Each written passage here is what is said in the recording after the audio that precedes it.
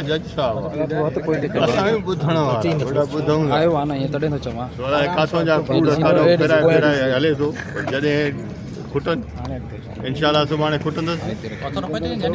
फिरियादी धुर चवनि था त शायदियूं असांजूं पकियूं आहिनि जवाबदार धुर उहो असां कॾहिं जो पकियूं शायदियूं सभिनि जूं पकियूं करण वारो जज आहे भाउ कूड़ो माखे करे या हुनखे करे न अॻु में ई फतवा ॾियूं छा असां साईं फरियादी धुर जो जेको अॼु वकील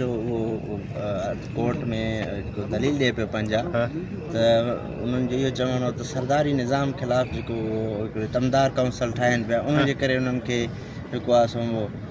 मारे वियो आहे त अव्हां हिन बाबति छा चवंदव कोर्ट में पहिरीं ॻाल्हि इहा त तुमनदार साईं जन जो वालिद साहिबु कोन हो ऐं कहिड़ी काउंसल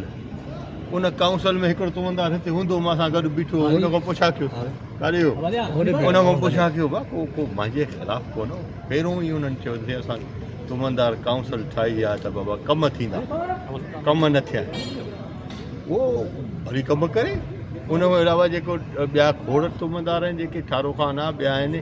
या असांजो खान मोहम्मद आहे सभु मौजूदु जीअरा जहान वेठा आहिनि को लिकियल त कोन पोइ उन्हनि खे वठी अचनि हा न उन महिल केस में हिते वठी अचे शायदि कनि था न शायदि कनि हा न बाबा उन तुमनदारनि खे शायदि कनि हा त बाबा हे तुमनदार आहिनि हिननि खे बि धमकियूं आयूं आहिनि हे हिकिड़ो तुमनदार जेको हनीफ़ कारो जंहिंजे नाले चवनि पिया हे मौजूदु भला कंहिंखे कंहिं धमकी ॾियण खां कंहिं मुंहिंजे ख़िलाफ़ु हुई या कंहिंजे बि ख़िलाफ़ु हुई उहा ज़ाहिर कनि हाणे हुनजो ड्रामो खुटे कोन थो आख़िर नेठि चवंदा आहिनि त आख़िर ॾींहुं बि ईंदो न हेठि खुटंदो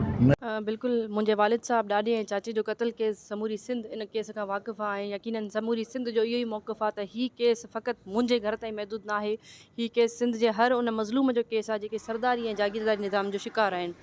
ॾिसो हिन केस में हीउ फाइनल मरहले में हले थो पियो ऐं हिन केस में जेके प्रोसीडिंग्स हलनि थी पियूं हाणे असांजो जेको वकील साहिबु आहे उन जा फाइनल आर्ग्यूमेंट्स हलनि था पिया हिन में एविडेंस वग़ैरह हर शइ थी वई आहे सॼो प्रोसीड थी चुको आहे केस हाणे फाइनल आर्ग्यूमेंट्स खां पोइ केस जी फतवा अचणी आहे ऐं असांखे जेका तारीख़ मिली आहे उहा सुभाणे जी तारीख़ मिली आहे छो त हीउ केस जीअं कंटिन्यू हले थो पियो त जज साहिब जो इहो मौक़िफ़ु हुयो त डे बाय डे रखी करे हिन केस जी जल्द अज़ जल्द फतवा ॾिनी वञे त जीअं ज़ाहिर आहे हिकिड़ो इंसाफ़ प्रोवाइड थी सघे पुरुमींदा आहियूं अदालतुनि ते यकीन रखूं था असां पुरअमन रहिया आहियूं 3 जनाज़ा खणण खां पोइ बि असां कानून ऐं आइन जे आसिरे ते हलिया आहियूं त सिर्फ़ु इहो साबित करण जे लाइ त हीअ जेके अदालतूं आहिनि उहे मज़लूमनि जे लाइ दर खुलियल आहिनि ऐं असांखे यकीन आहे त इनशाला इंसाफ़ प्रोवाइड करे हिकिड़ो मिसाल क़ाइमु कयो वेंदो ज़ुल्म जबर ऐं ॾाढ जे ख़िलाफ़ु त हीअ अदालतूं जेके आहिनि उहे मज़लूमनि जूं मददगार आहिनि कितना अरसा हुआ है इस केस को और कितना आप इस आखिरी मरहले में पुरुमीद हैं 8 साल कंप्लीट हो चुके हैं इस जनवरी में मज़ीद न्यूज़ एंड अपडेट्स के लिए इस चैनल को सब्सक्राइब करें।